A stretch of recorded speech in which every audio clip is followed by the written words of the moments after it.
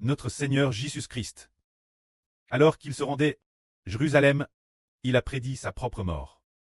C'était la dernière fois qu'il montait Jérusalem, il marchait devant eux, et ce moment-là, il prit de nouveau les 12 apôtres par et leur dit, voici, nous montons Jérusalem, et tout ce qui a été écrit par les prophètes au sujet du Fils de l'homme s'accomplira, car le Fils de l'homme sera livré aux principaux sacrificateurs et aux scribes. Ils le condamneront mort, et le livreront au pain. Ils se moqueront de lui, l'outrageront, cracheront sur lui, le flagelleront, et le feront mourir. Mais le troisième jour, il ressuscitera. C'était la dernière fois que le Seigneur Jésus-Christ, Père, disait sa propre mort, c'est-à-dire que, cette fois-ci, après Strémon, Jérusalem, il allait être flagelle, outrage, et finalement mis mort, mais le troisième jour il ressusciterait. Ce moment-là, ce que le Seigneur disait, ces choses, les disciples ne les comprenaient pas. Ce que le Seigneur disait, car ces paroles leur étaient cachées à l'époque. Les disciples ne savaient pas de quoi le Seigneur parlait. Ils se disaient peut-être, comment le Seigneur peut-il dire une telle chose? Est-ce que nous avons mal entendu? Mais bien qu'ils ne sussent pas ce que cela signifiait, ils ont néanmoins gardé ces paroles dans leur cœur, sans pour autant en comprendre le sens profond.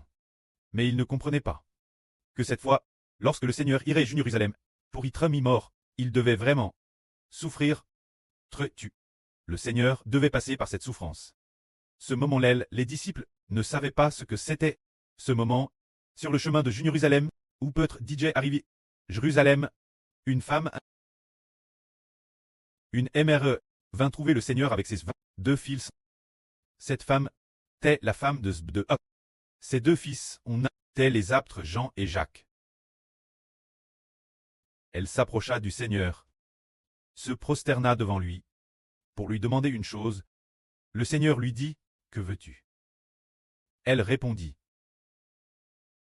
ordonne que mes 2 fils soient assis dans ton royaume, l'un ta droite et l'autre ta gauche.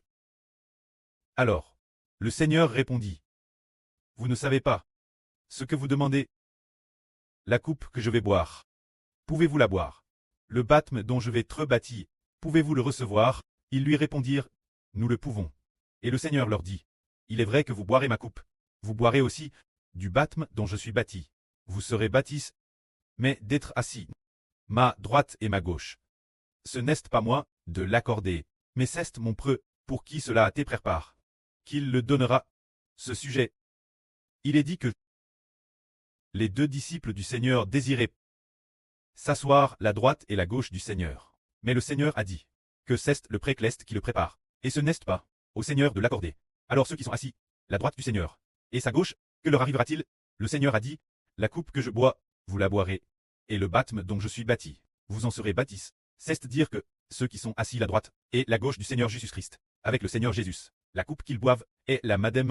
Ils doivent traverser les madame souffrances que le Seigneur.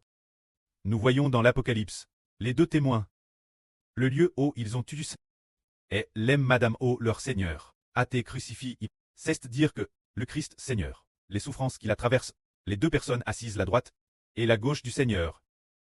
Ces 2 enfants doivent aussi traverser les madame souffrances que le Seigneur, pour l'obtenir, bien que les disciples, les apôtres du Seigneur, doivent aussi traverser des souffrances comme le Seigneur, mais ceux qui pourront finalement s'asseoir, la droite et la gauche du pré, c'est ce que le pré a prépare. Pour qui le pré la prépare, il le donnera, c'est lui.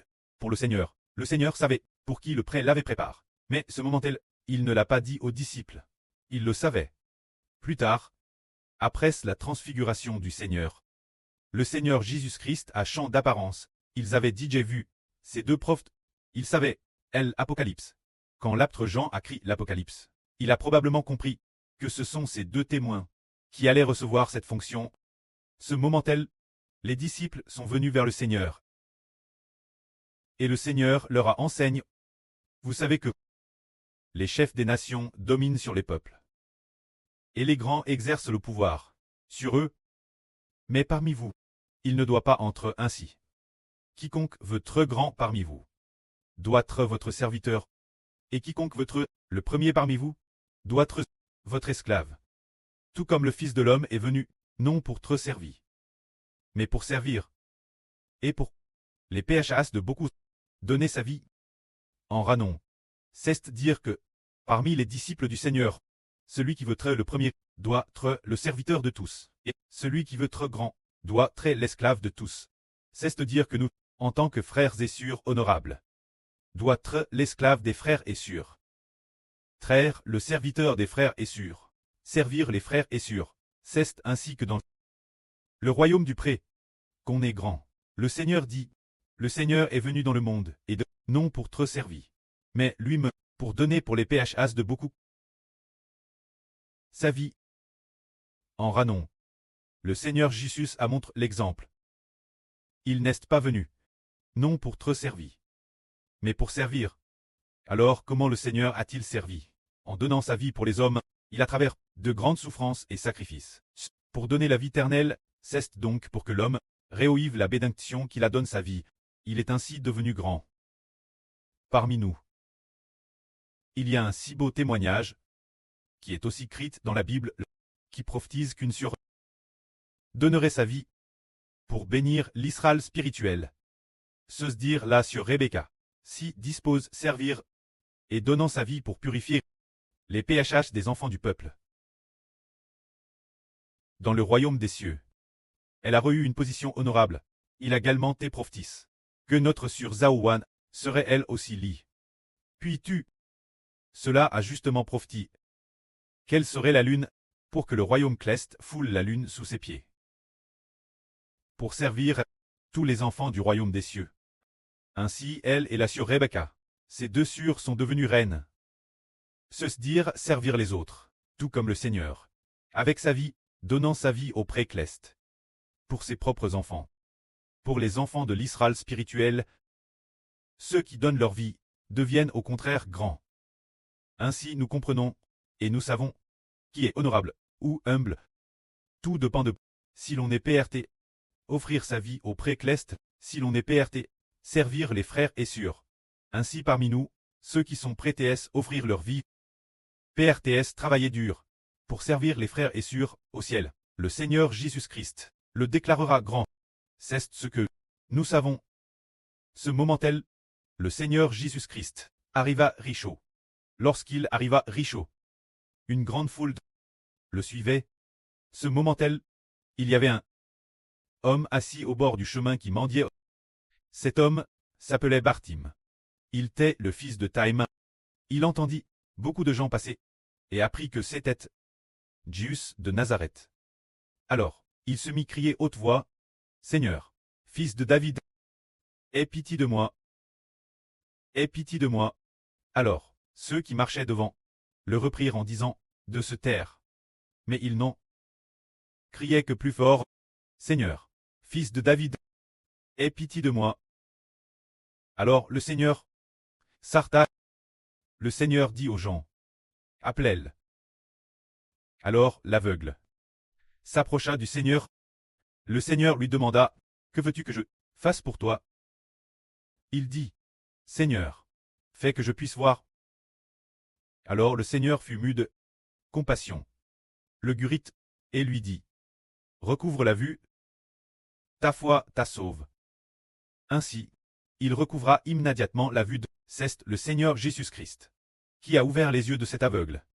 Il semble que ce moment-tel, le Seigneur passait par Richaud, probablement, pour se rendre Jérusalem, car le Seigneur Jésus devait aller, de la Galile, vers Jérusalem, et comme il était DJ, arrive Richaud. Alors TRS bien, il devrait arriver, Jérusalem, dans peu de temps. Il y arriverait bien. Jérusalem. Ainsi, nous comprenons qu'une seule parole du Seigneur Jésus a suffi pour que cet homme soit guéri. Il a dit, recouvre la vue, ta foi t'a sauve. Le Seigneur a dit ces mots, disant, ta foi t'a sauve. Et nous, c'est par la foi que nous pouvons rester fermes.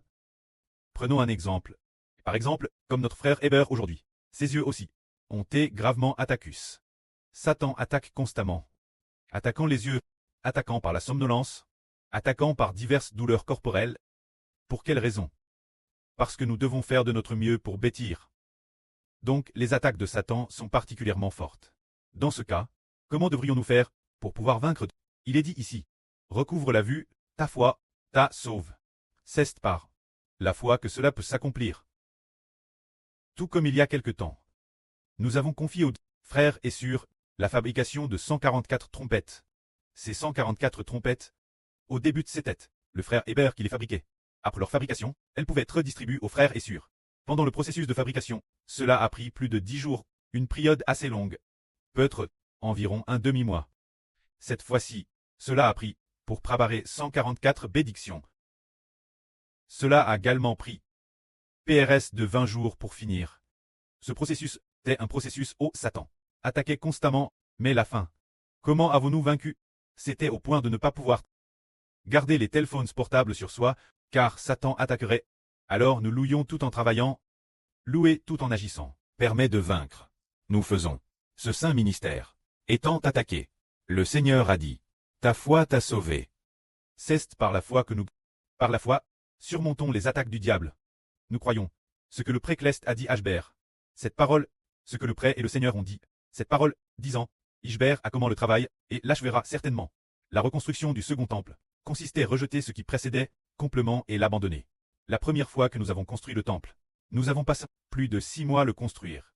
Tant de chansons que nous n'avons pas utilisées. C'était une reconstruction. Ces chansons, elles, pas une seule chanson, que nous proclamons au nom du Seigneur Jésus-Christ. Alors, cette fois-ci, c'est bon. Il y a 100 chansons. 880 chapitres pour chaque. 100 chansons pour chaque chapitre. Sont toutes proclamées par nous, au nom du Seigneur Jésus-Christ. C'est un grand projet. Et ce grand projet, pendant sa construction, nous nous souvenons qu'autrefois, sous Zorobabel, lors de la construction du temple, durant ce processus, il y avait des gens de Satan, qui venaient faire obstacle, faisant obstacle de manière fausse. Cette affaire, écrite dans le livre d'Esdras, ceux qui appartiennent Satan, faisaient constamment barrage, faisant obstacle, pour empêcher les Juifs de bâtir le temple. Mais plus tard, il y eut le prophète Hague, et aussi le prophète Zacharie. Ils sont venus encourager les gens de l'époque en disant, les mains de Zorobabel ont pour les fondations de ce temple, et ses mains l'acveront. Cette parole a encouragé Zorobabel qui construisait le temple à l'époque, et cette parole, c'est Dieu qui par le prophète, l'a dite Zorobabel. L'Éternel des armes parle ainsi. Les mains de Zorobabel ont pour les fondations de ce temple, et ses mains l'acveront. Regardons, rien que prêcher 4 sessions de vrille en une matinée. Subit de telles attaques. Des attaques terrestres graves. Alors combien plus pour la construction du temple? Bâtir le temple signifie que Satan va prier. Une fois le temple construit, Satan priera certainement. Le royaume de Satan commencera à s'effondrer progressivement. Mais pour un temple si précieux, les attaques de Satan sont grandes. Mais comment pouvons-nous remporter la victoire? Comme il est dit ici, ta foi t'a sauve. Nous croyons au précleste. Nous croyons que le Seigneur nous donnera la force, qu'il nous donnera la puissance, pour que nous ayons la force de vaincre le diable, et qu'enfin nous puissions achever la construction du temple. Une fois le temple construit, le précleste et le Seigneur recevront, depuis notre temple, la louange. Ainsi la nation d'Israël triomphera du royaume de l'ennemi. Que la gloire soit auprès et au Seigneur. Amen.